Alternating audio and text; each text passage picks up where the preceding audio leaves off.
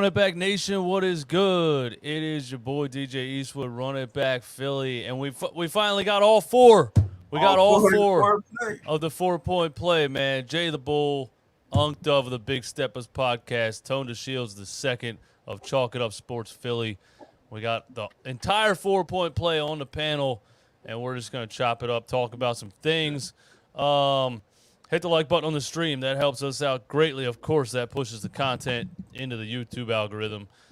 You know what I mean? Get some more people in here. Get some more lovers, some more haters. You never know, man. It is 97,000 degrees outside today. I was playing basketball today for the first time in 2 years, by the way. I picked the worst day. I picked the worst day to do that. Somebody hit me up like, yo, you want to play today? And I was like, oh, my God. And I want to tell you guys, man, after not playing ball for 2 years, like I still lift weights, but I don't do any cardio. My legs, I felt like James Harden today. So they can sympathize with him. They know how you feel. Bro, no explosion, no elevation, just stuck in quicksand, man. It was bad. But, yeah, man. What's going on, guys? How you doing? Doing good, man. Doing good. Can't complain at all, Ball man. the other day, too, man. I'm back. Yeah, I did better than my partner over there. He went the ball without me, by the way. I met the next one. But he went the ball, and what you messed up? Your ACL, right, Dove? What you messed up? Damn. Was it your ACL? Take me out the game. No, what you mean? Look, we're honest here. We all human here. If Eastwood just gave his story. What you messed up? I forgot. ACL? I mean, it wasn't my ACL, though. God damn. It's my knee, though. What was it? He be a little more pain. Good. He trying to have me in rehab. Yo, that's crazy. Yo, Eastwood, you got a little sunburn, too. Yeah, that was from yesterday, yeah. Yeah, that was from yesterday, man. You know. I thought I was Embiid out there. That's all, man. You know us Irish, American, Italian folk, man. The sun hit me hard yesterday, but I'll be tan in like 2 days. It'll be all right. Yeah. Oh, that's funny as hell, yo. Oh man, that's funny. Yo, W, funny talking about my knee. Anyway, so I did the daytime put stream that brace earlier on today. the other day. That was good money. Go ahead, Doug. What'd you say? Yeah, to put a brace on. I was gonna say I put the brace on the other day, man. I felt like Embiid again. Damn, my man. Yo, I thought it was you turning 30 or is Jay turning 30? Which one? He ain't far behind me. That's the thing. He gotta watch out. I turned 36 in 2 months, man. Yeah, the OG. I go knee brace, 2 ankle braces, all that. I do the whole thing, man. I don't want to hurt anything. It's gonna be bad if I do it at this point. Exactly. It's crazy. You get to a certain age where you can't afford to fall. You can't afford to take a tumble. Nope. That's a fact.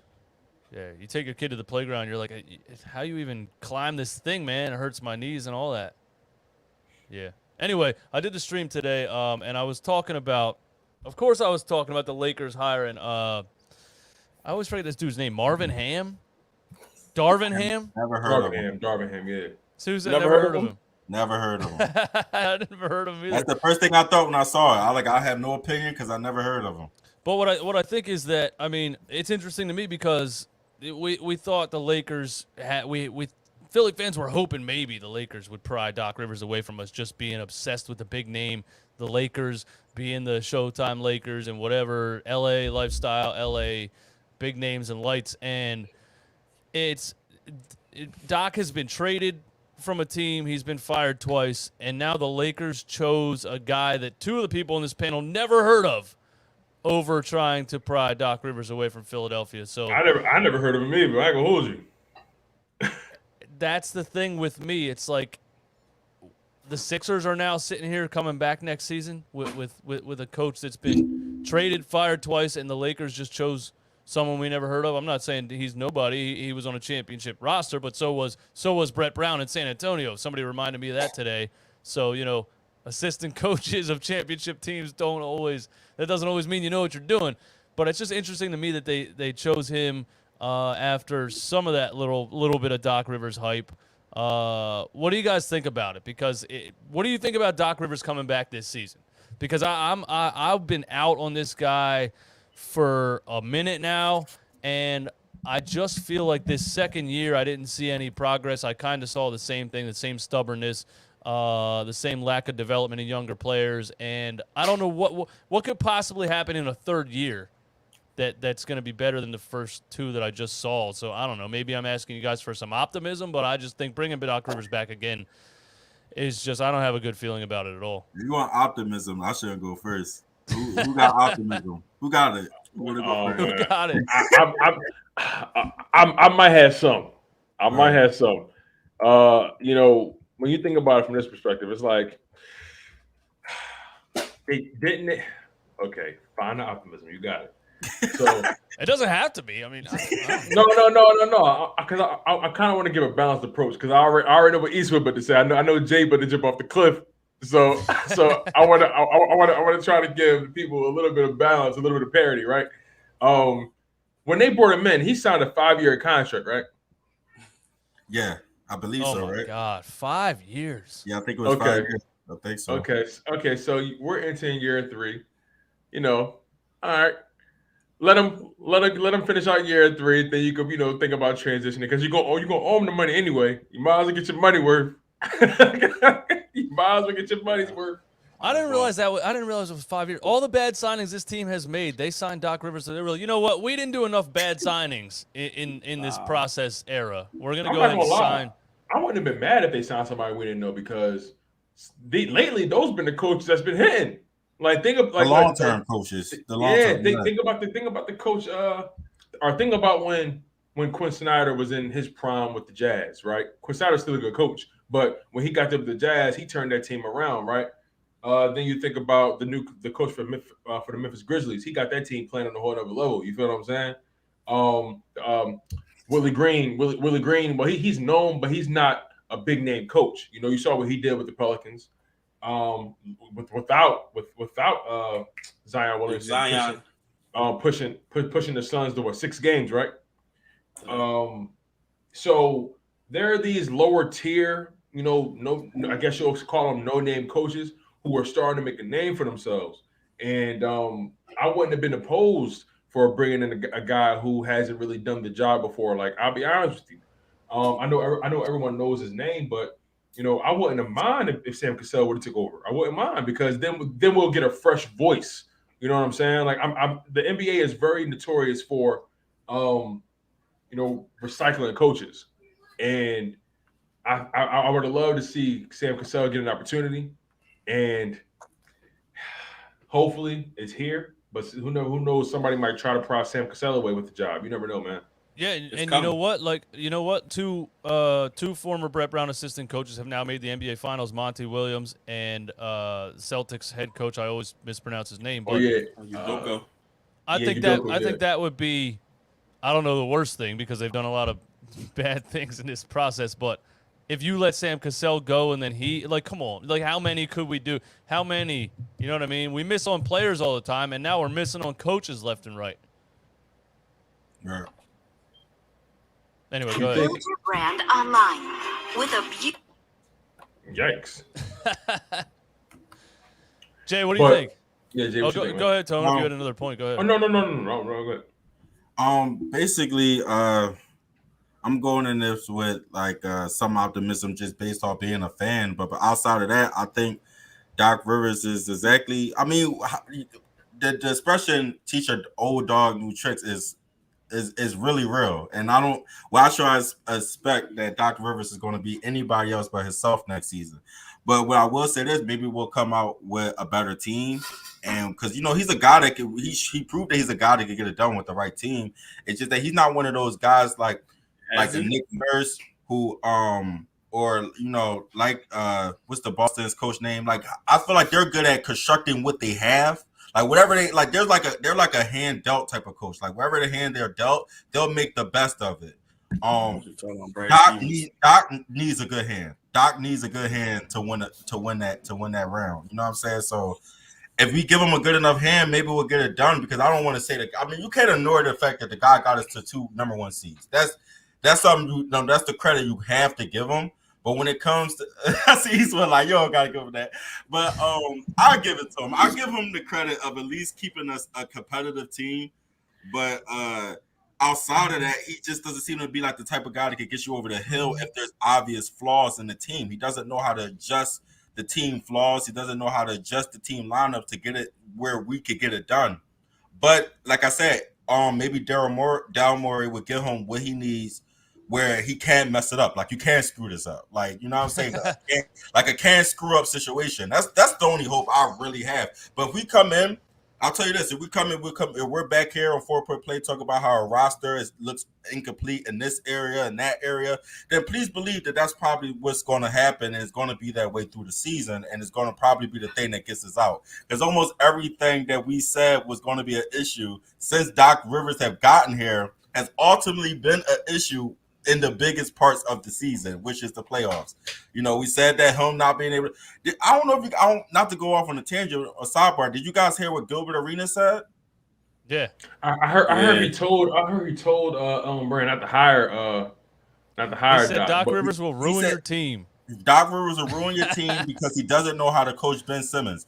The fact that people can nail something like that so far ahead tells you that this guy is predictable, tells us that we don't have to speculate too much on what we're going to get from him. It's just about hope, faith at this point, and just hope that in all fairness, right? Doc wasn't a Ben Simmons hire. That was a Joel Embiid hire. No, that's a fact. But I mean, the fact that he called it out, though, he knew. Oh yeah, for sure. I was on that. Yeah, he knew. Right. And we all kind of knew. Like, well, actually, I ain't gonna hold you. I thought maybe a pro coach will be the one that that actually whip Ben Simmons into shape, though. But but as far Gilbert Arenas, he's an insider. He knows what's going on. He knows what type of coach that man is, and he knew that. He knew that he wasn't going to be the type of coach that get this guy into shape and make him do what we need him to do. And that proven to be true. So yeah, I mean, I can't really blame him for tuning out Kermit the Frog. I can't really blame him. Like after a while, that voice probably sound like auto-tune, like, you know what I mean? You talking about Brent Brown? No, he talking about Doc voice. That's why I've been tuned him out.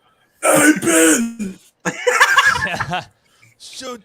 Come on, guys. No. The thing was, we thought Brett was an issue because he wasn't hard enough on Ben. We thought Doc was going to come in here and be harder on him, and he was actually easier on him. And then you get to the second year of your tenure here. You're in round 2 of the playoffs again, and you're on national TV asking your team to give effort. And I'm like, it all comes back to like the actual culture and the practice every day. What's going on here? If you have to ask your team to give effort, you're in the second round of the playoffs. This guy's worse than Brett Brown. One of the best things I heard you guys say last time y'all was on, y'all speaking on, I think you Tones had said something about how what coach was that? He was literally on the sidelines yelling out plays and things. Oh, you're talking about Jason Kidd. Jason Kidd. Bro, I'm not saying he has to copy that energy, but do you ever see Doc Rivers yell at anybody but the refs the entire match? No, good point. You know what Jason Kidd, what he was doing was he was and that's a good pickup by you, by Jay. I completely forgot about that. Kidd, what he was doing was he was protecting his players, and what I mean by that is he was essentially that sixth man on the sideline, giving them that extra pair of eyes, saying, getting involved. Like he was literally a stone's throw from being in the game his damn self. And he was like back door, cut, effort, like jump, double back, watch it back. And that was a beautiful defensive possession by them. Beautiful defensive possession. Like it was really just an awesome. It was really cool to see that, like, because it shows you what you don't have. And I'm not saying a guy who sounds like a fraud can do that. I get, like he can't potentially really do what he was doing. But I'm saying, like, I don't really it was another thing that went viral too, where the guy's like in back of the Sixers bench. He's like, I can confirm that Doc Rivers is not cooking up anything. Like it really feels like that. It really feels like this guy has nothing to say to this team until after the game is over. And he posted another one and said, "Cooking up nothing again." That was hilarious, and it seemed true. Like I don't think this guy says anything to anybody except the refs. When the refs, he feels like the ref gave a bad call. I give him that. He sticks up for his players when he feels like a call hasn't gone their way. But besides that, I'm just looking for like a little more effort. But like he old school, but it kind of reminds me of Pop too. I don't really see Pop say much to his players during the game, but Pop is a genius and he already has. Like they already know exactly what to do. He runs his team a certain way where he doesn't have to do that. But like with Doc, it's like you're not Pop, bro. You gotta get involved. You can't, like Eastwood said, you can't come to the post game and be like, I feel like we didn't have enough energy. I feel like it's like, did you tell them that in the moment? Did you tell them things? Like that's the part that annoys me. It's like I don't know what he's saying to them. I guess I want to ask, like, because I'm gonna be straight up. The Sixers aren't winning anything with Doc Rivers. I don't see it happening. I don't see it happening at all. So, is everybody? I was gonna say, like, do you guys think that anything can happen with Doc Rivers? The only championship he ever won was with 4 Hall of Famers on the squad, and any 4 of us could have coached that team to an NBA championship. I'm absolutely dead serious when I say that. Rajon Rondo, Ray Allen, Paul Pierce, Kevin Garnett. Like, come on, bro. In the weak East, let's be honest. In the weak East too. The only threat was LeBron James and Zdrunas Ilgauskas and Mo Williams. Yeah, he was like 15. Yeah, and he went and built the team to beat the Celtics, and that was the end of it. And they traded Doc Rivers too, by the way. But wait, I heard you say that before. They literally traded him. They traded him to the Clippers. To the Clippers. I think I remember. First. Wait, I'm trying to remember. Like, you could trade a coach.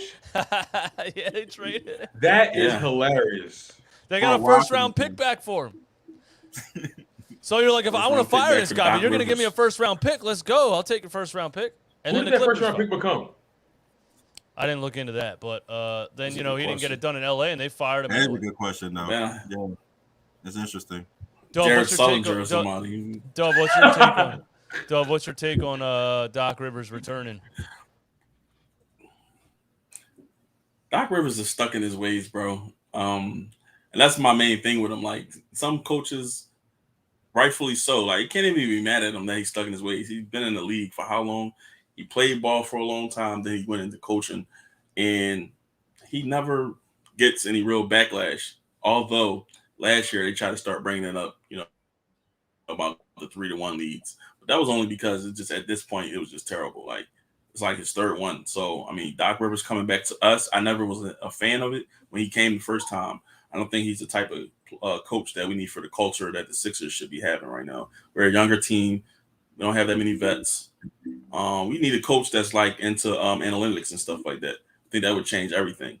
We got Doc Rivers, old school, stuck in his ways, don't call plays. Really a defensive-minded coach at the end of the day. Well, he was. Now he just Doc. Him coming back, like you said, bro, I don't think that we're going to win with him. As much as I would like to win with him, no. I think his lack of giving young guys a chance, because you see all these other teams and other coaches that are playing these young guys, and they come out of nowhere, and you're like, who's this guy, who's that guy, and he ends up, 15 off the bench in the NBA playoffs, and Doc just refuses to play anybody the whole season. So that's one of the main things with me too, is that he's just, and he's not going to change. He's not going to come into year 3 like, all right, I need to do this differently. Yeah, I don't see him. Yeah, he's like, I don't know, man. He just want to be old school so bad. Like, he's too old school for today's league. Want to be Pop? Like, Pop is on his way out. Like, Pop's done. Like, he's not working no more. Pop, no disrespect, but those type of coaches, that's not what we need. I mean, today. In all fairness to Pop, though, like, what talent has he really had? Like, his coaching style still doesn't fit these young guys. They don't even hear that stuff he be talking. The mentality is different. That Kid is perfect for Dallas. That's a good point. That's what I say when I say the Sixers need a younger coach that's more in touch with today's NBA. Like, Greg Popovich went on a rant about how much he hates the 3-point line and it ruined the NBA. Like, all right, bro, then retire, man. It's a different game now. Nobody. Come on, bro. Watch a clip of the 1975 finals. That shit wasn't fun to watch. And a lot of people don't understand. And a lot of people don't get too. Like, I watched. I wish I really remember who made this video so I could credit them, but it was a genius video I watched on YouTube about Pop's career, or more so as later. And a lot of what the success of Pop went into was getting that perfect start. Like, Tim Duncan was perfect for Pop because he was the type of player that would take Pop's shit. A lot of players in that position would have not have liked Popovich. but the type of player that Duncan was, he was the type of soldier that Pop needed, and that's why he was able to accomplish so much together. Yeah. It almost wouldn't have worked with almost anybody else. Like somebody's ego would have been hurt or bruised. On top of that, Duncan knew how to play within his system. Exactly. Like, he accepted it, and because Tim Duncan's game was never flashy. Like you said, he was the perfect star, the perfect superstar for Pop, because his game wasn't flashy. His game was very point A, point B, point C, very simple. You know. He was loyal to the bone to Pop. He was loyal. He worked for him now. Yeah, man. I mean, like, Pop was a great coach and all, but he definitely was like, I think his like Dove said, his style of coaching is definitely doesn't relate to these younger players. Like it pretty much doesn't, you know, it don't go that way for them. It's not like Pop still kind of coaches like a high school coach would, you know what I'm saying? But these guys who come in making millions of dollars, they don't want to listen to a coach like Pop in these days, in this day. Yeah, and I think you know, when he had Tim Duncan, and then he just built that team so perfectly around him. And I just Googled, because I was like, when the hell was Manu Ginobili drafted? Because I wanted to see if I could picture Doc Rivers using a player that was drafted where he was. He was the second 96, 1999, the second to last pick in the draft, number 57. Doc Rivers won't even put Isaiah Joe on the floor. Manu Ginobili wouldn't have sniffed the NBA court. So that's the difference between Greg Popovich. He's old school, but he also can see talent and can say, this dude can play. I need to put him on the floor. And that was another thing Gilbert Arenas had touched on. He said he knows how to he got to know how to maximize. And that's kind of what I was saying too about the hands. Like, you got to know how to maximize what you have. Like, sometimes you can't have exactly what you need. So you do what you have for what you got. And I was like, Boston doing. Yeah, that's maximizing what they had. Let's be totally honest. There was a point in the season where they turned all dead in the water. Clock back when they were dead in the water, and they turned around. Yeah, beginning of the season, they weren't good at the beginning of the season. They were dead in the water, and then they started to buy in. People were literally saying they was going to have to separate Jason Tatum and Jaylen Brown. Can you imagine if they listened to them? They wouldn't be in the finals. Right. I was saying that when they played us in the beginning of the season, it looked like they had no plan. They were just like, we beat them easily by 20 plus, I want to say, and. Then we played them again later in the season, and they smoked us. It was a different team, completely different team, with the same roster. Completely. I remember that game.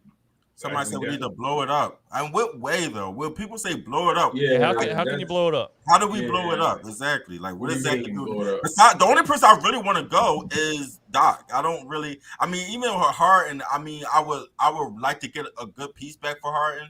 But if he stays, you know. I'm not that. I don't know what you guys can speak on. I'm not that against Harden. Well, they're not trading James Harden. They're not trading James Harden. They're giving him at least a full season in this organization, and they're I'm saying, are y'all ready for him to go? Like, do you guys want him to go, or y'all ready to give Harden? Yeah, to give him another year. I don't personally enjoy the guy, but what I'm saying is I think this is the final straw kind of for his legacy. Like, you get this offseason now to try to get your stuff together, because that's exactly why I want to give it to him. I want to give him a chance. Like, the end of the playoffs was embarrassing for him. One of his close friends told somebody that he was embarrassed, and Harden doesn't like being embarrassed. So now he's going to go work hard in the gym to make sure that doesn't happen again. I hope that's true. But also, people don't. Doc Rivers, James Harden, Ben Simmons. A lot of people don't understand what Philadelphia is like until they come here. Like, you can slack off and take games off and whatever, out in LA and down in Houston maybe or whatever. It's a different atmosphere here, bro. Like, we're locked in, sold out on a Tuesday night regular season game. Like, there's no. So I think he really realized, like, oh my God, I'm getting booed in the playoffs. Yeah. And that's why I'm saying I'm willing to give him a shot, and that's why I really don't understand the blow it up thing, because I when I was watching us, pretty much deflate in the playoffs, I was just thinking of all the things we're just missing. I didn't think like it wasn't right. Working. I was Great just thinking, point, Jay. Damn, we're missing a bench. Damn, we're missing a scorer. Damn, we're missing a good coach. Like, I was thinking about all the things we're missing. I wasn't saying like, oh, these guys got to go. I mean, like, those guys have been playing that way the whole season. I mean, we was really going to expect Niang to really give us 15, 18 points a game in a playoff. Like, I didn't expect that. Come on, man. We were hoping. Of course, I didn't say that at that time. It was a like that.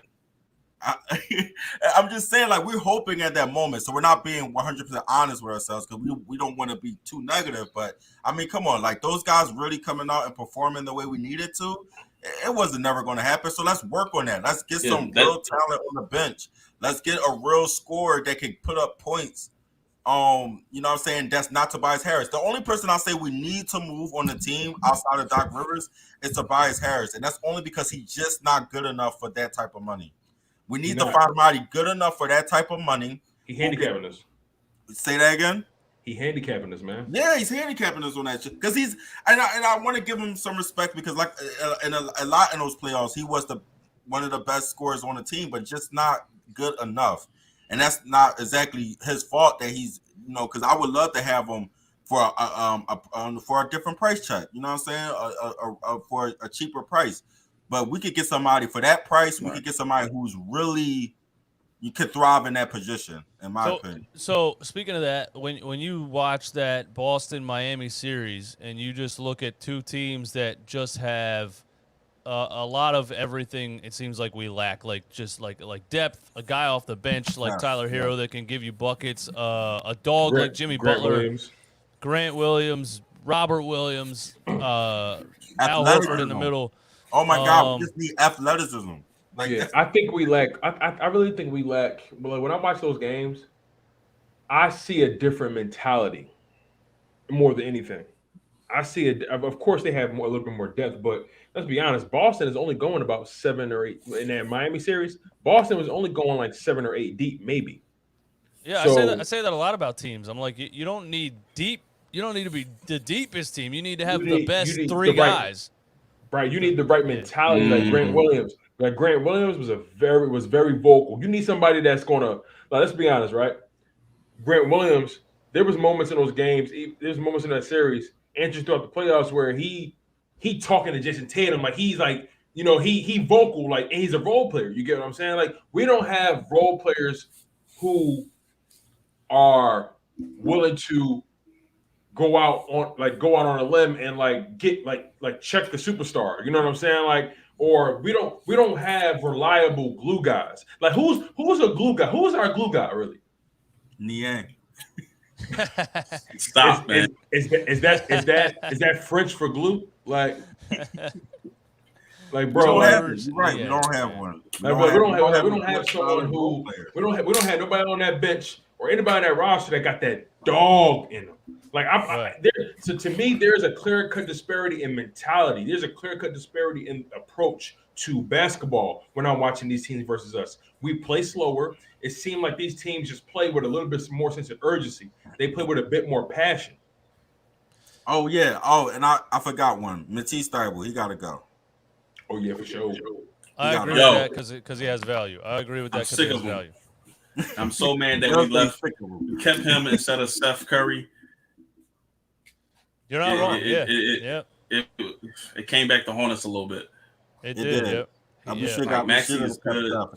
Showed up to a playoff game. That guy wanted to be here, man. I feel so bad we got rid of him. If I had to guess who will be traded this offseason, I would bet a lot that Matisse Thybulle was going to get traded because I've said this before, but other teams don't know yet what we know unless they really watched those games against Toronto, the minutes that he got, and how unplayable he was. I was reading articles from some Chicago Bulls beat writers that were like, the Bulls defense will take a major leap if they trade for Matisse Thybulle. I'm like, yeah, you think that? Then do it, please. Because the 2 steals, 2 blocks a game, it just doesn't mean that much really to me when he gets beat 30 times and jumps on someone's head and gets a foul call or whatever else, like jumping at people, shooting fadeaway threes with the shot clock running down, bailing them out. Like, there's so many things outside of those 2 steals and 2 blocks. But as long as he gets 2 steals and 2 blocks, he's second team all defensive NBA. So it's like, teams that didn't watch him that closely think that's so. Sell him now, because. And my thing is, I'm looking at people playoff performances like that. He didn't even do that in the playoffs. That was all regular season shit. Like, he didn't really do anything in the playoffs. Yeah, because once you got against teams that were going to play strategic defense, they pretended he wasn't on the court at all. They didn't even go close to him. It was insane, actually. Toronto, the first possession, he was so more wide open than Ben Simmons was in some of those playoff series. Like they were like, this guy's not even playing. So then he didn't know what to do because he's like, Then he like airballed a wide open three, and I'm like, oh my goodness, this is like they put the pressure on him because they left him alone, and that was it. And Doc yanked him because you couldn't play him. It seemed like everybody, somebody in the chat said something really interesting. I think it was Remo K. They said the Sixers have 3 to 4 playable playoff guys at the most. And that's a very, very good point. There's only about maybe 3 guys that are playable in the playoffs. Everybody else are just like, just bystanders. And, I think Daryl Morey really saw the deficiencies in his team this offseason. I think last year he was surprised about how bad they looked against Atlanta. And he felt like they had enough to beat that team, but they just underperformed. I feel like this year he actually sees that, okay, this team is missing something. And I think Daryl Morey is going to go get that. I think Daryl Morey is going to really try to really fortify this bench. He's going to definitely try to. Don't get it twisted. I'm going to be honest with you.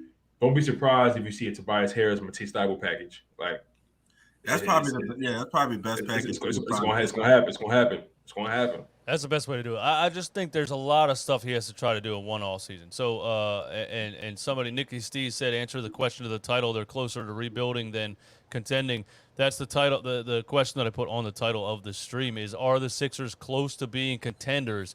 And that's the issue that I have because I haven't seen, it's not like 3 years ago they made progress, and then the next year they made progress, and now this year they're almost there. Stagnant. I feel stagnant. I feel like we're stuck in this glass ceiling. I feel, and maybe you guys feel better about it than I do, and I hope some of you do. But I feel the most negative right now about this franchise that I've felt in a long, long time, and I don't think they're close to contending. I think there's too many things that have to happen this offseason, and I just don't have good feelings about it at all.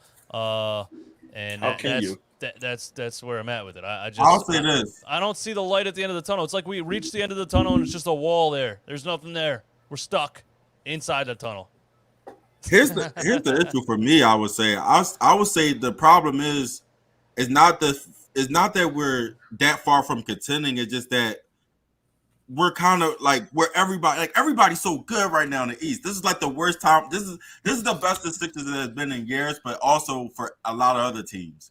Like, you know what I'm saying? Like, if you look at we were fourth, right? But we had the same record as everybody in that 4. Like, I think the number 1 seed, it wasn't a drastic disparity. It wasn't a drastic difference. So, like, the problem to me is that, like, we just got to be good enough to compete. Like, we're contenders, but can we compete against the other competition that's worth it, like worthy? So does that mean it's a coaching? So does that mean it's a coaching issue then? If we're absolutely, if we're so comparable, right, on paper. I feel like our team was good enough to win if we had the right coach. I can agree with that. I do think Miami was the better team, though. It felt different. Like, we was the better team. We were out. We had way more talent than them. We had way more talent than if you ask me. Now that I watched that series, now that I watched that Miami-Boston series, I think we could have beat Miami, but I don't think we had enough to beat Boston. No, right. There we go. Bro, I think we're not more talented than Miami. I want to hear Dove's opinion. Tell me, why do you think we're not more talented than Miami? We who do you think is talented over there? Who do we have that's talented besides our top 3 guys? Oh, well, who do they have? Jimmy Butler. Jimmy. Yeah, I ain't gonna lie, though. Our top 3 guys are more talented than their top 3 guys. He was hurt, bro. They got hurt, right? They got kind of exposed deep into the playoffs. Like Duncan Robinson didn't play a lick in that series, and Tyler Hero didn't play all playoffs. Yeah. Tyler Hero didn't play the second half. He just got that contract. Jimmy Butler played better than Harden in the playoffs.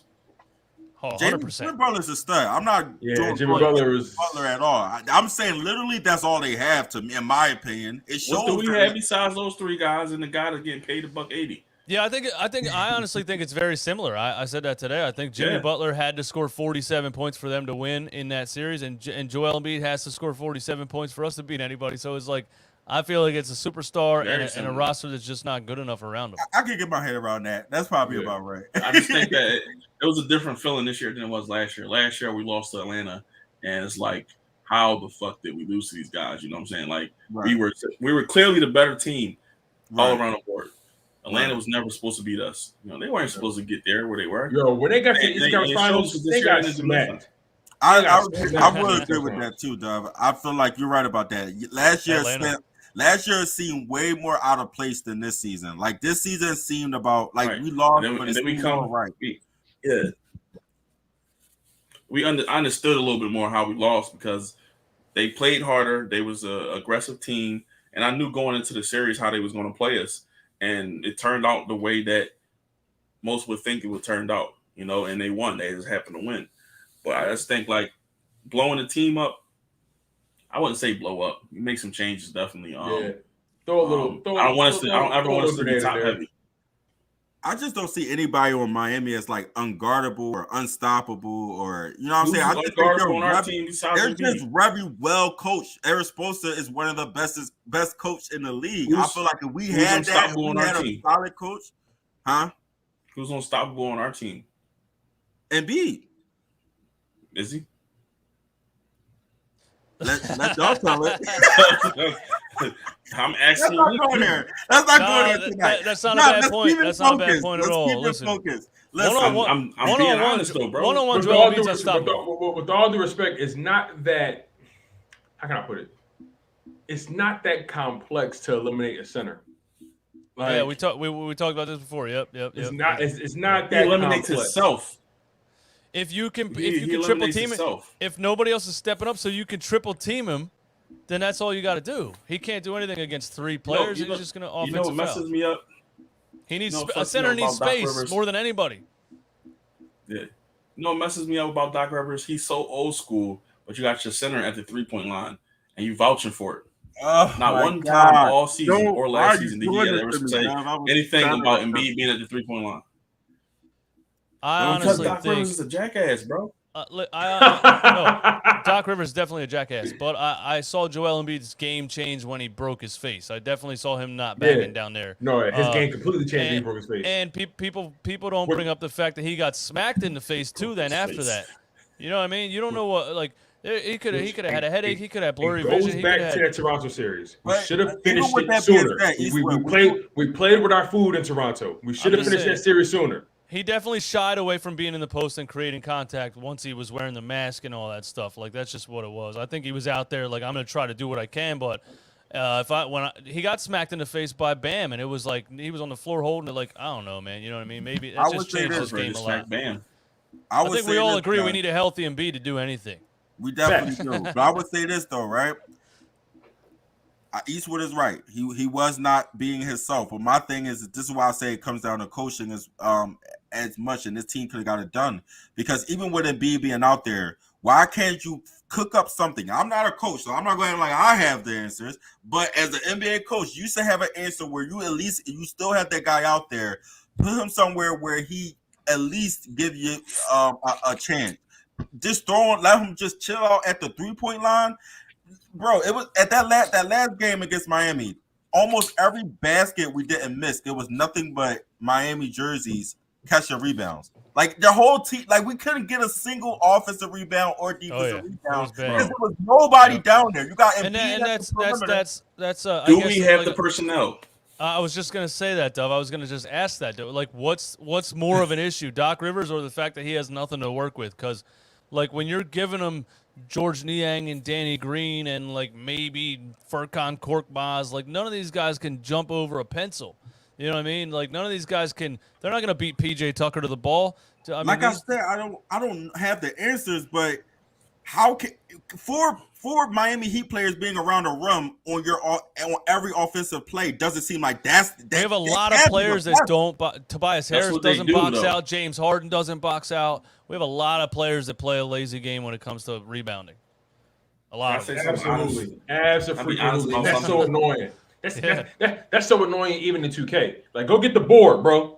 Go get the board. Like, seriously, like, it's crazy, man. We need a Udonis Haslem on our team. You dig?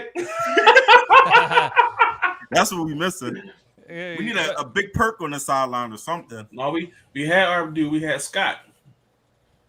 Like, stop playing, yo. No, stop playing, bro. Stop. Stop playing, bro. I think Elton Brand was there when he was on the sideline. Now he's in the office. Bro, he was gangster He was gangster at tailgates, not on the court. Right, bro.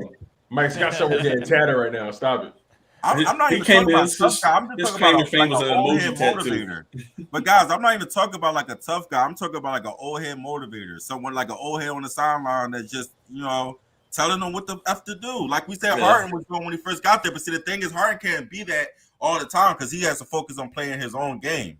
So we need like somebody on the, because you're not getting it from Doc. You're not getting it from Embiid. Embiid doesn't seem like he like talks to these guys a lot either. It's like he got to stay focused. And I don't want these guys to like, huh? Yeah, he does when he can, but I don't want them to. I'm not asking people to become something they're not. Like, you know what I'm saying? Like, if Embiid's not that type of, well, that's true too. But I'm just saying he was more of a vocal leader this year. He was probably his most vocal year yet. I would definitely say that. You have a choice. Embiid? Yeah, and James Harden shit was all game, bro. Maxey was cussing him out on the sideline. It's all game. Like, Harden is a shrewd dude, man. I got to give it to him.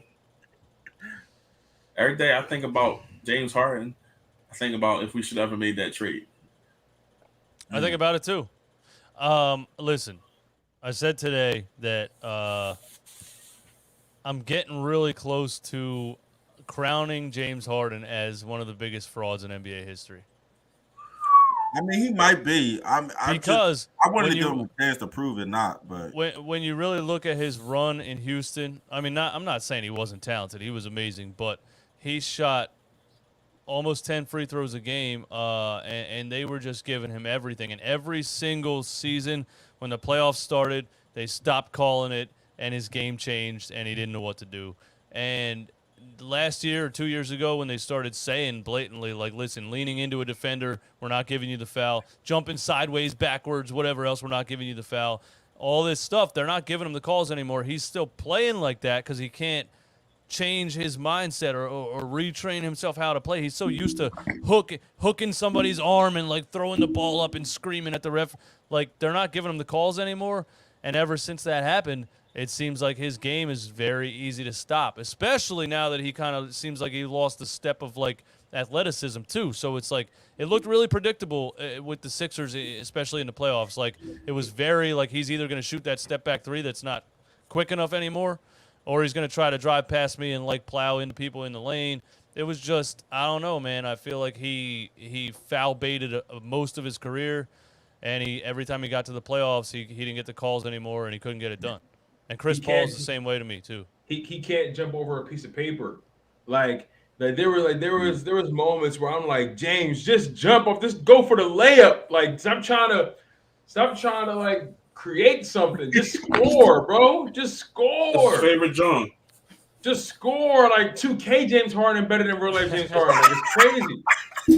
He drives and he hooks the arm like this. He literally grabs the dude's arm. Like, bro, we're watching what you're doing. Every time he lay up, this him. I'm sick of it. I'm sick of it already. He needs to come come half back. the season. He needs to come back. It's not just physical. He needs to come back with a different mentality. He needs to come back. It's like, a mentality issue. Yeah, they're not giving me these calls anymore. I need to put the ball in the hoop. You saw Jimmy Butler. He's older than James Harden. He's not looking for a call. He's going through contact and finishing. Is he older than James Harden? Seriously? Damn. I think so, yeah. He's a year older than James Harden, yeah. But I think Jimmy came in the league a little later because he had a longer route. You know what I mean? Just get a post game. How can't he post up? He's stronger than a lot of these dudes. I would love to see a post game. Does he never? It's like it's because it's hard to like. It's whatever is in your bag. He doesn't do that. So he's not just going to start doing it now because he never had to play that way. I've seen LeBron add stuff to his game every year. He's used to getting his calls. LeBron he's committed to greatness, right? That's a very unique. You know, it's kind of sucks when people say, "Oh, well, LeBron LeBron is a very unique individual." It's almost very unique. It's almost those Will Chamberlain records where you're like, but that doesn't count because he was just that great. You almost can't compare normal people to him. But I agree that Harden hasn't added anything to his repertoire.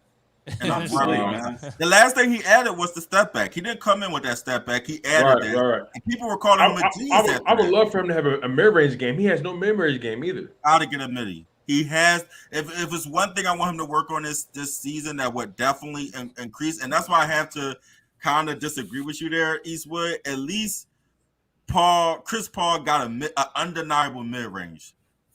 And he can win you some games. Oh yeah, absolutely. I don't know what he has win as a game at this point. He got way bigger playoff moments than James Harden. Yeah. He do have some blunders, but he has way more performances on everybody has blunders, but he got way more. Trust me, he got way more big ups than James Harden. For sure. It's just that his downs are really like down. He don't have his like this year. It's like when he down. Like, I think I'm blinded by the flops. Like once I see, like I respect Chris Paul, and then I'm watching a game and I see like the most egregious like jump backwards into a defender, do a somersault on the floor, and I'm like, come, I can't stand it. So I think probably I'm. Let me ask y'all this real quick, yo. Speaking of Chris Paul, what was your thoughts on Patrick Beverly going off on Chris Paul? I never asked y'all this. I'm happy we got a guy that. You didn't hear about Patrick Beverly on like mainstream media just cooking Chris Paul? I saw him on mainstream media defending James Harden and saying he needs a max contract and all that. I didn't see what he said. Yeah, it was the same day as that. It was the same day.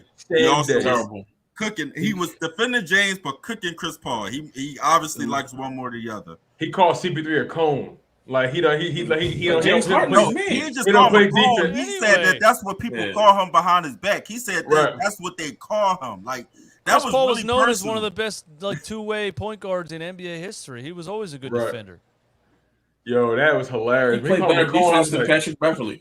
Right, boom. James Harden's a hack. I'm just happy we got a guy like they play different styles of defense. I think Patrick Beverly is a hack man. Everybody he hacks gets injured. I never saw the game and said, "Yo, Patrick Beverly locked him up tonight." He might have frustrated him a little bit. Got a couple he comes away with good plays. That's what it is. You know who the Sixers should have got? Come away with a solid defensive play. You know what's funny though? You know Avery Bradley in his prime. No, because Avery Bradley could shoot. That's the funny part. Patrick Beverly he makes a couple big defensive plays, then he gets a real big head and shoots like a step back three in like crunch time. And we're like, whoa, what are you doing? And he shakes it off the side. You know who the Sixers should have went and got this past offseason? They should have tried to get PJ. They should have tried to get PJ Tucker, yo. Absolutely. We need that kind of guy, like you said. Yeah. That's the kind of guy you need. PJ Tucker got corner threes down to a science. Oh yeah. PJ Tucker will fight Shaq if he had to. I love it. And that was that matchup. It was him and James Harden. Every single time he beat James to the ball, and half the time James didn't even move. He didn't even try to get the ball. He was just like, "Okay, go ahead. There you go." That's the you need players. You need players on this team that's going to mask the deficiencies of certain players. Like you need a PJ Tucker that's going to mask the laziness of a James Harden, right? You need. The bottom line is we lack perimeter. We lack reliable perimeter play. Outside of Tyrese Maxey, a young guy who's still trying to find his way in his league, but we lack reliable. But who's a reliable wing that we have? Not a guard, but a wing like a legit forward. Tobias is okay at times. Mikal Bridges. Not a wing. Who? Mikal Bridges, we had him. Tobias. Oh, we definitely had him. He is here forward. You're forward. A wingman? I'm thinking about an actual 2 or 3. He's not traditional, man. He stinks. Tobias just started playing the 4. Like Tobias came in the league as a 3. Yeah, and he hasn't realized off of it yet. And then he's playing the 4 at 6'8", 6'9", and guys are 6'11", he can't even get past them. Bro, I ain't gonna lie, he irritates the hell out of me in transition. Every time he makes transition, bro, he don't even go to the rim, bro. He don't even go to the rim. He literally just posts up and he be by himself one-on-one. I'm like, bro. Tobias Harris blocked me on Instagram. And that is hilarious. It's because that one game where it was like 11 seconds left. For some reason, we inbounded the ball to him on Al Horford. And he not only could he not get around Al Horford at the three-point line, he got pushed back 5 feet and literally ran the clock out. Shitty. Yo, Tobias Harris' biggest moment as a Sixer was when he shot that game winner over LeBron. Didn't even matter. Yep. He had 2 of them Jones, didn't he? He had one when he was in Orlando, and he had one in New York. In New York. He had a game winner against the Knicks when Julius Randle was an all-star over him, too, and he was walking down the court saying, I'm the all-star. I remember that. I remember that. I agree, he was. Tobias is different when he mad. Like, Tobias need to play with a little bit more juice, a little bit more swag, bro. He too nice, bro. He needed. I don't know what it is. He is a very nice guy. Nobody on the team has heart, bro. Nobody got a mean streak. That's the problem. Yeah, we got too many nice guys. Nobody's tough. We got one tough guy on the team. So bring Ron Artest back to life. Tobias go to church every Sunday. Well, it's not the time to be saying that because our new shining star seems like he's the nicest kid in the world, man. Yeah, Maxey is nice, but he has a little dog in him. No, Maxey got dog in him literally when he ball, but Maxey one of those guys that he love hoops so much that he gonna go at you all he got because he just want to show that he better than you. Like it's not even really like a mean streak. It's just like I love hooping. Yeah, he loves the hoop. Yeah, he loved the hoop so much he not gonna ever allow his effort to be a reason why he not going at you. Like, you know what I mean? I could see him fouling someone and saying sorry though. You know what I mean? Yeah, definitely if it's a flagrant one. Yeah, he has like a childlike innocence with him. I mean, maybe it'll probably go away once he gets some facial hair and stuff. You know what I'm saying? Get a little older. But right now, it's like this real childlike wonder about him. That's just kind of like you got a little bro him a little bit. You know what I'm saying? By the way, you had put a comment up there that said that our next season depend on him being a star. And I just want to say I don't want to put that type of attention on him yet. I really don't. I don't want I just want to develop because a lot of times when we put this star, this expectation on people, I feel like it get lost and it kind of crushes them. Well, let me ask you this real quick before because I actually got to bounce it a little bit, but I got to ask you guys this one question, then I'm gonna get out of here. At what point do we start to put pressure on Tyrese Maxey? At what point do we start to say, "Hey, Maxey, you got to do this"? You know what I'm saying? At what point? Is it year 3? Is it year 4? Because I understand you got Joel Embiid in front of you as your alpha dog, but Tyrese Maxey, you enter your 3rd year in the NBA, you can demand that respect now. So at what point do we start, putting Tyrese Maxey in that same conversation as like a James Harden and Joel Embiid in terms of responsibility? Can I go? I feel like I answer that. I feel like it really depends on what you need at the time. Let's, for example, without putting that pressure on him, if he just gives us solid play and he's good and he's contributing to the team, you keep him. The minute that you're getting that his value is not as good as a superstar, but somebody may want to trade a superstar from him, I think you do that. But unless that happens, you let that man develop. And what I mean is that it may not come if he stays on his team and he's our shooting guard or wherever he play. I think he's better off at a 2. If he's our 2 for the next couple of years, we'll see the potential. So I don't really want to put that pressure on him. But let's say somebody want to trade somebody who's a step or 2 better than him that could get us over, you make that trade. You don't really hold. You don't really. I don't like that we're holding everybody to a certain amount of years to get good or to become a superstar because it may or may not ever happen. I just say hold on to him, let him develop, let him show us what he has yearly, as long as it's you know what I'm saying? It's no ascending, right? Yeah, it's ascending and not going down. I feel like we should just keep him and let him do his thing. I don't really know when he could be a superstar. It might not be till he's 28. Who knows? But you know what I'm saying? I just feel like we put too much pressure. Okay, he's in year 3. He's in year 4. He's not it. You know what I'm saying? He's just not. For sure. Not be it yet. Yeah, definitely. Some players take till they're 27, 28. You're absolutely right. Drew. Even Drew Holiday right now is just an absolute stud 2-way point guard. And he started the process. We traded him to start the process. Yeah. Imagine, and it's hard to because you don't hold on to players that long. So imagine if the Sixers held on to him all the way till he finally became a prime player. It's too unpredictable. You can never really predict that right. So it just keep him until you at least know what you have, and if you have a chance to make a better move, then you make that move. But I don't know. Hey, Eastwood, put that comment up by Dom Mines. Year 4, he's a vet. Put that up. That's a very good point. He should know his game, and from there on, you just be learning to dissect the game. Yeah, that's a fact. I agree with that. But listen to what Eastwood just said about Holiday.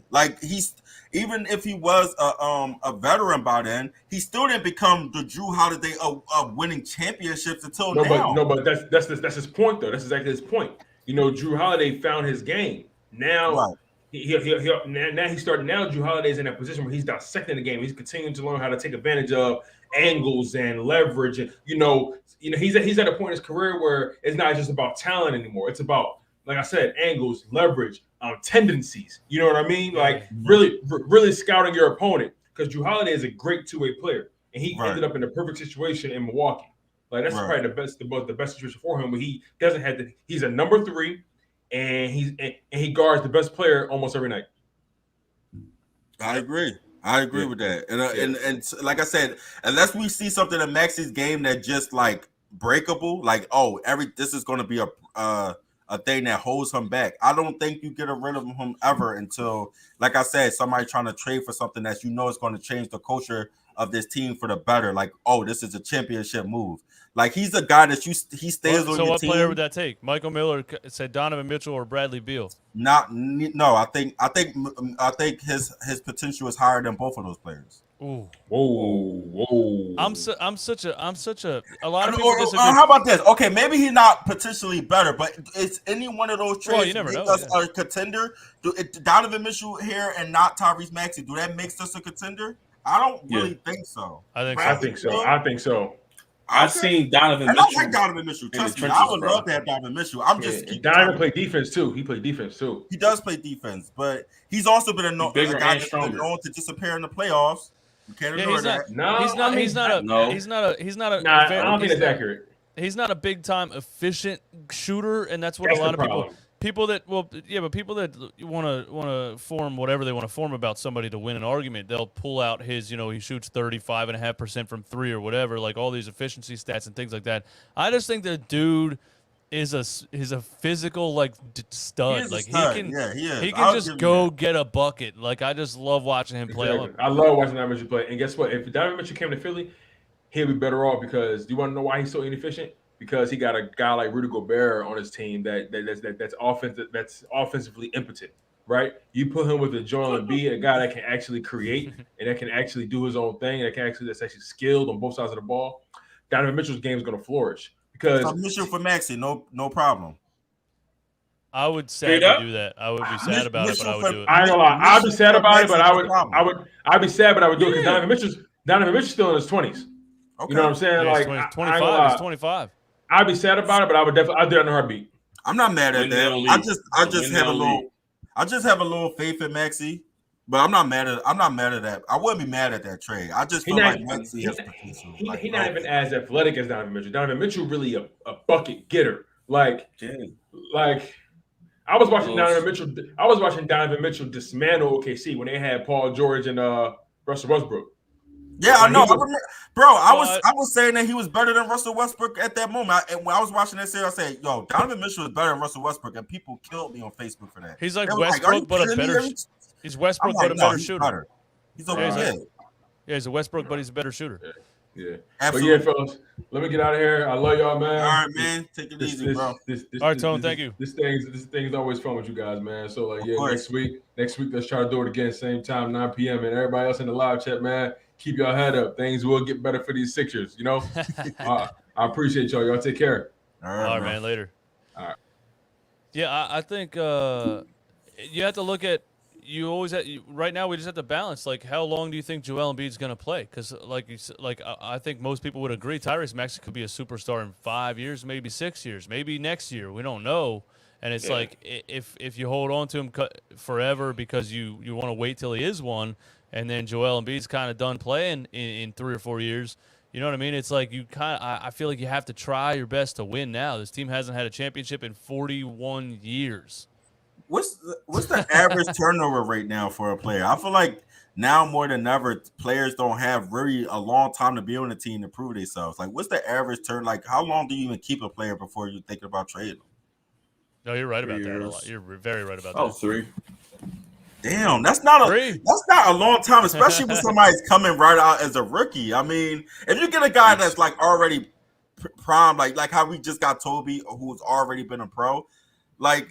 But if you get somebody coming out of, like, you drafted them and you only giving them 3 to 4 years to prove themselves, like, damn, bro, that's kind of rough, right?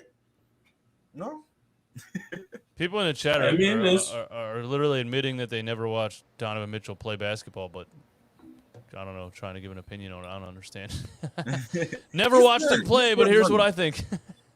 He's good You money. never seen Donnie Mitchell, Spider? Well, look, he plays on the Jazz, bro. Nobody watch Jazz, Bro, they have games, but they be playing good team, bro.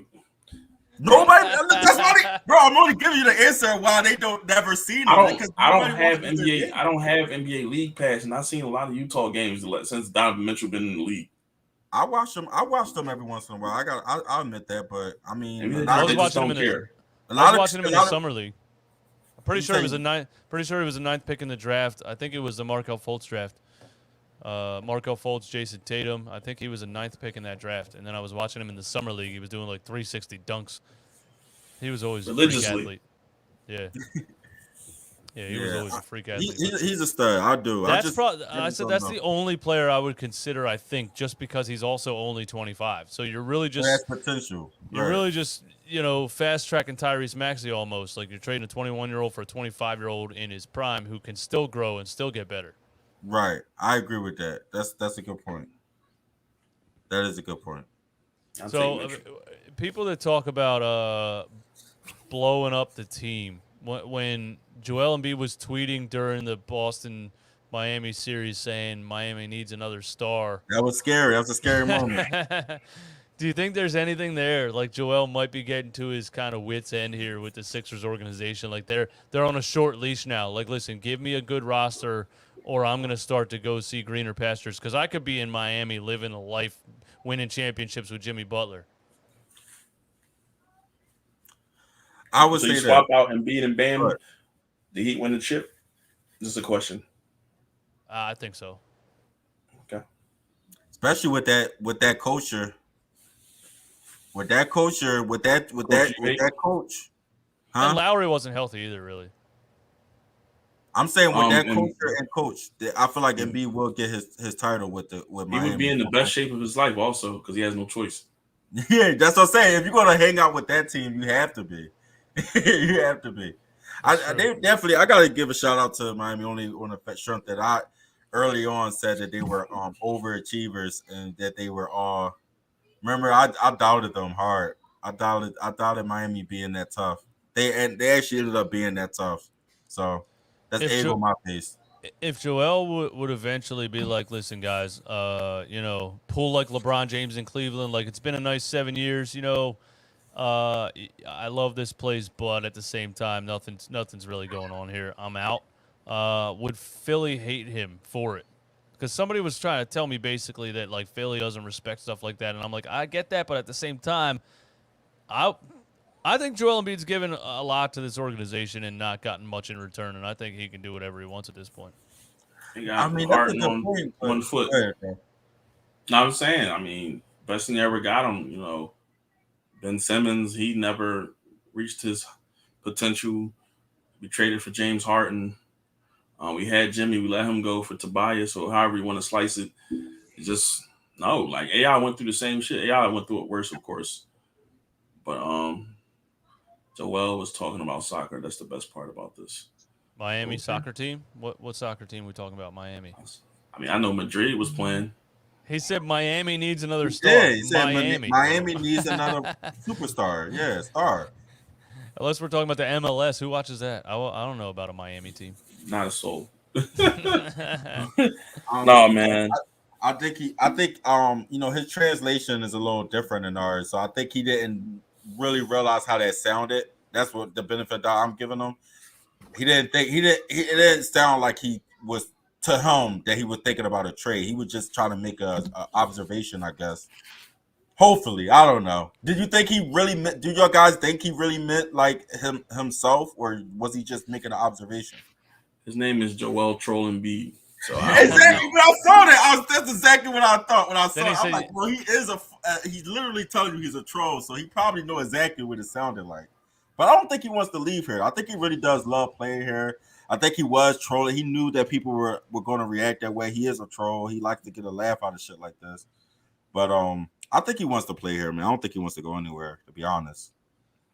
If they come back this next season with Doc Rivers and James Harden and nothing really looks better, you don't see him saying like, all right, I'm out. Did he really say get Brick Ross out of here? I want to know if that was a true story. Brick Ross. No, he didn't say that. He didn't say that. He could have said that. But I feel like he could get sick of it. No. I'm sorry, I'm late laughing. No, it's okay. I feel like he has the potential to get sick of it. I don't blame any superstar in this day and age who wants to leave to win a chip, because we see what happens. We have plenty of proof to see what happens after it's all said and done. People do hold that against you. They hold it religiously. I think the only player who might not get any criticism for not winning the ring was Allen Iverson. And that was because he literally did not have the capacity. He never had, you know what I'm saying? He never had it. He tried his hardest that year that we almost did it, and we had to go against the most unstoppable Lakers team probably formed since the 80s. So yeah, and he was also. It's not just that he led a bunch of nobodies there. It said he's like 5'11", $160. Exactly. Wet. It's like, what are you going to do with that? Exactly. That guy needs pieces. Like, what he was doing at his size was so unbelievable, and nobody could say anything negative about him. It was like, if they make the second round, that's great. If they make the finals, that's great. It's just this guy's. What's this dude doing? He led the league in scoring 4 times.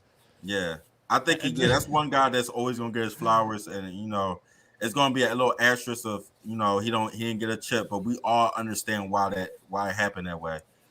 Full of jabronis, absolutely. He was very, very, man. But we see what happens. We see the trash talk that Chuck has to adore. And now that I think about it, just a little question for you guys: name one of the greats without a ring that gets mentioned on a daily basis? It's almost like you kind of fade to the background when you never win a ring as well. Sometimes. Just saying, a little bit.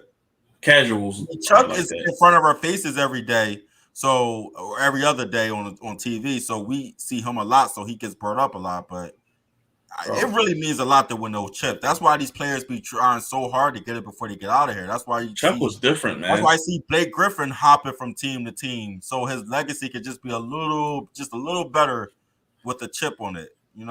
It ain't gonna be the same though. Yolo, I wouldn't say the East was really bad back then. It wasn't a super team era, but the Milwaukee Bucks, Glenn Robinson and young Ray Allen, they were 50 and 32. Sam Cassell. Sam Cassell on that team, that was a good team. Wasn't the Nets good too? Then we had to beat the Nets to get there. Jason Kidd and them. They went like the year after. They went 7 with the Bucks, and they went 7 with the Toronto Raptors. The Vince Carter Toronto Raptors. They went 7. The teams we had to play to get there were pretty damn good. Yeah, and they were 7-game series. They just like you said, though. They wasn't like the powerhouse that we get today, where we have you have at least 3 to 2 all-stars today. Huh? They had 2 all-stars back then too, just about. I mean, you got to think about who Ray Allen was. Like Ray Allen beat AI in college. Yeah, right. They came to the league together. Yeah. Later in Ray Allen's career, he became known as just a 3-point shooter. But in his younger days with the Bucks, man, he was a triple threat, man. He would drive and dunk on people. He was he was a star. Glenn Big Dog Robinson, 30 points at Purdue.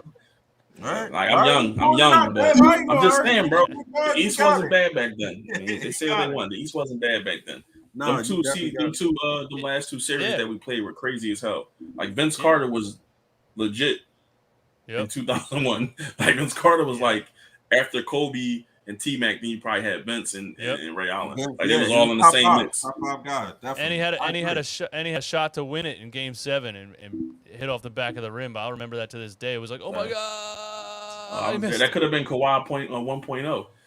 Yeah. But if you looked at those rosters and looked at the Sixers roster, the Sixers shouldn't have beat those teams. So that was Allen Iverson, man. That was Aaron. I mean, Aaron McKee was offensive player. Bro, our second leading scorer was a 6-man, and Aaron McKee. He averaged like 14.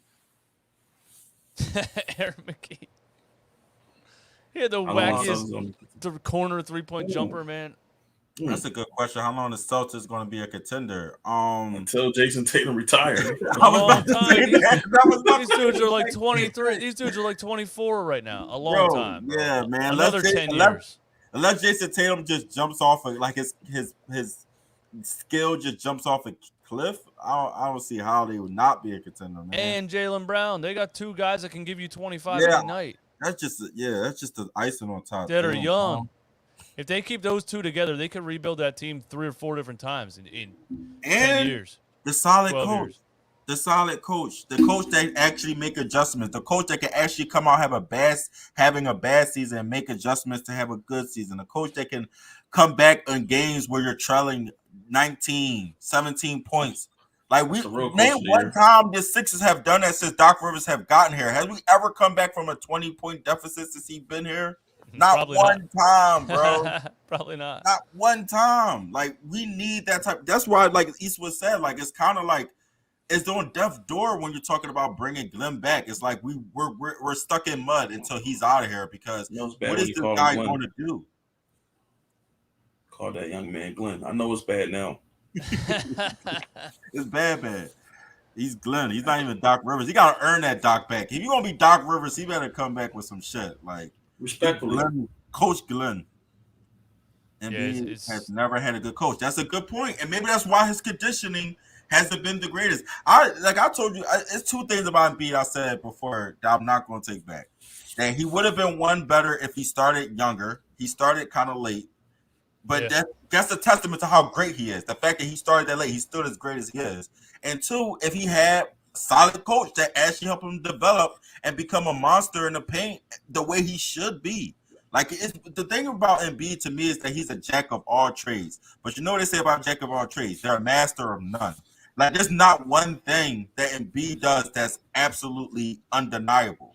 And I think that's the thing that's missing from his game. Like something that's just undeniable that he's going to give you. Like he's like pretty much his game works with balance. Yeah, well, free throws are pretty undeniable. They're like what is it, like 90-some percent. Right? You wouldn't say his post game is the best post game since Hakeem Olajuwon? When he wants to be, yeah. When he wants to be, I would say that. Eastwood, a lot of times he leave it out on the floor. He does leave it on the floor a lot, especially if he can't get his shot. If he's not making shots, then he's almost not doing anything in the paint. Yeah, he shoots a lot of jumpers. He shoots a lot of jumpers. But the thing is, when he's shooting that jumper and it's going in, it opens things up for him. And now he's doing a little bit of everything. That's why I say he's a jack of all trades. Because once he's balanced, his game is undeniable. But if you just like Embiid, all right, we need to score 6 points in the next 3 minutes, get in the paint. I feel like it troubles him a little bit. And it might not all be because of him. It's because we don't have a solid enough coach that can. That's what I'm saying. If your guy's hurt and he can't give you nothing underneath the basket, why is nothing else you could do besides sticking him at the perimeter and doing absolutely nothing? I think a good coach would figure that out. A good coach would know how to make even a hurt Embiid contribute. So this is interesting right here. Then, if they get bounced in the second round next season, and he doesn't kind of request a trade, do you consider trading him yourself? Like you know what I mean? Like we're done. I mean, it depends on how much was based off of him. If he had a great second round and it just again we have a terrible coach and a terrible team, then hell no. I don't get rid of Embiid. Listen, I was the guy who said Embiid's not that guy, and I would never say trade him because I feel like he's not the guy to give us over the hill. He's the ultimate complimentary piece for whoever you do get who is that guy. So I will hold Embiid for as long as he wants to be here. Don't ever trade him for nobody unless he wants to go. We're never going to get that guy. Huh? We're never going to get that guy. That guy that you're searching for. Why can't we? Where? What guy? The guy, the perfect piece for Embiid. Who? It's supposed to be James Harden. It's supposed to be James. It's supposed to be James Harden. We just got to get another James Harden, Dub. That's it. There's no such thing. Luka? I'm just being an optimist, man. I don't know. You're right. I don't know where we find that guy at, but listen, maybe somebody will want to come play with them. Every day a superstar wakes up and decides he wants to play with another superstar. So maybe it'll happen. Say that again? Not in Philly. What you want me to say? I'm just saying. All right, so what would you guys say? I think the big debate right now is what this team needs. Like, do we need another star, or do we need a deeper team or better role players or wings and things like that? Or I guess it depends on if One or you're the already other. out. I guess it depends on if you're already out on James Harden already. You know what I mean? That's true too. Because you need a lot of things need to happen. James Harden has to look more like a star after this offseason, and Tyrese Maxey needs to take another leap forward and be a prolific, 20-plus point per game scorer. So it's That's like, a fact. but neither of those things sound that very realistic to me. I think the most realistic thing, like Dove said, there's not many superstars going to give up, give up a nicer place or team to come to Philly. So with that being said, getting some key role playing guys and some key, maybe not superstars, but them borderline stars, those guys that may sneak in for an all-star game. You know what I'm saying? Or, might end up on an all-star reserves. You know what I'm saying? Like, if we get a team for that, I feel like we could do something. But the problem is, Glenn, even if you get that, you still got Glenn, and Glenn is not going to be able to coach that type of team. There are coaches that can coach a team with a solid superstar and some solid role players. But Glenn's not that guy. Glenn needs Steph back. Bring Steph back. Exactly. Bring Steph and Bring Drummond Steph back. Bring Steph back. You think that's possible? He want to. I feel like him coming to that game, man, he wants to be here, so that might be possible. James Harden, you take that pay cut. Stop playing. I think Steph loved it here. To be honest, I think he loved being a Sixer. I don't see James Harden taking a pay cut. I don't see James Harden taking a pay cut at all. Didn't he say something like he would do that? Didn't he say he was willing to do it? Yeah, I think he just James Harden say a lot of stuff. Listen, people don't really read into how much he enjoys the lifestyle that he lives. To me, I always question when I really look at him. I question does he enjoy basketball more than this lifestyle that he lives? I think he really likes being James Harden, the celebrity. You know what I mean? Walking into a club with Lil Baby and stuff like that, riding in a party limo to the strip club with Gucci Mane or whatever it is. Like, he loves living that lifestyle. He likes living like a rapper. He likes living like a famous rapper. That's what he likes doing. But I don't think he's going to give up a dime. I never successfully seen anybody do that who wasn't also solid on the court. You only get that clout if you really that guy on the court. Otherwise, you kind of looked at as a clown. Like, remember when Tyler Hero was getting ahead of himself because he had a great bubble year, and then he kind of started to falter, and everybody was kind of clowning him because he had his own stereo and song. Jack Harrell made a song about him and everything. And he recovered nicely this season, but it was almost looking like, hey, you can't be acting like you're that guy if you're not that guy on the court. You're still a celebrity NBA player. You're still a celebrity NBA player. People are like, "There's Tyler Hero." You're still a celebrity NBA player, though. People are like, "There's Tyler Hero. Oh my God, let's go hang out with it." You're still a celebrity NBA player. Yeah, but I'm just saying he might not get that same star treatment if you're not a star basketball player. Like, you have to be a star basketball player to be treated like a star celebrity. You think Tyler Hero walks in the club and the girls are like, "Oh, he sucked in Game 4, bro. I'm not going over there." I'm not saying Jay tripping. No, I'm not saying that, but I'm just saying it does people will notice more. You will get criticized more. I would say that. If you're James Harden, you're in a club with celebrities and shit and popping bottles, people are gonna maybe not the girls, they're just gonna care that the money coming out your pocket, but people are gonna the social's gonna talk, the fans are gonna talk, everybody's gonna talk and be like, what are you doing? Like, you're doing all this and you're not even that guy. Kind of how we've been killing Ben. Ben hasn't been anywhere publicly because we pretty much said he can't go nowhere without being called a bum. So, you know what I'm saying? I don't think James Harden want to live his life like that. I think he wants to be the guy on and off the court. Being a guy just off the court doesn't do that much for you publicly. That's what I'm saying, basically. I don't know. He likes to spend $150,000 in a strip club. That's what he likes to do. He likes to do it, man. So I don't think he's giving up a dime. Turn up like that till you win that MVP, and you can't win an MVP if you ain't good on the court, right?